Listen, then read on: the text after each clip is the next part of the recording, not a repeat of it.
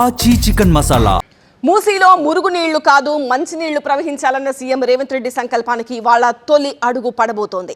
ప్రతిపక్షాల విమర్శలు, పరివాహక ప్రాంతాల ప్రజల ఆందోళనల మధ్య మూసీ పునరుజ్జీవం ఆవశ్యకత, ప్రభుత్వ ప్రణాళిక వెల్లడించేందుకు సిద్ధమైంది రేవంత్ సర్కార్. మూసీ పునరుజ్జీవ ప్రాజెక్టుపై ఇవాళ కీలక కార్యక్రమం చేపట్టింది తెలంగాణ ప్రభుత్వం. మూసీ పునరుజ్జీవంపై ప్రభుత్వ ప్రణాళిక సీఎం రేవంత్ రెడ్డి ఆవిష్కరించనున్నారు. సాయంత్రం తాజు కృష్ణ వేదికగా CM Revanth power point presentation ఇవ్వబోతున్నారు. మూసీలోకి మురుగు చేరకుండా భారీ ప్రణాళికలు రచించింది సర్కార్. నదికి ఇరువైపులా ట్రంక్ లైన్ల నిర్మాణానికి ప్రణాళికలు రూపొందించారు.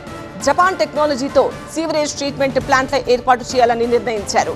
మూసీలో గోదావరి జలాలు ప్రవహించేలా పనులు చేయనున్నారు. మూసీ పునరుజ్జీవం తొలి దశలో గాంధీ సరోవర్ ప్రాజెక్టు ప్రత్యేక ఆకర్షణగా నిలవబోతోంది. బాపుఘాట్ దగ్గర 100 మీటర్ల టవర్ పై గాంధీ విగ్రహం ఏర్పాటు చేయనున్నారు. మొదటి దశలో 21 కిలోమీటర్ల మేర మూసీ అభివృద్ధి పనులు చేపడతారు. మూసీపై 20 కొత్త వంతెనల నిర్మాణానికి ప్రణాళిక రూపొందించారు. ప్రతి బ్రిడ్జ్ కి ప్రత్యేక థీమ్ తో డిజైన్ చేశారు.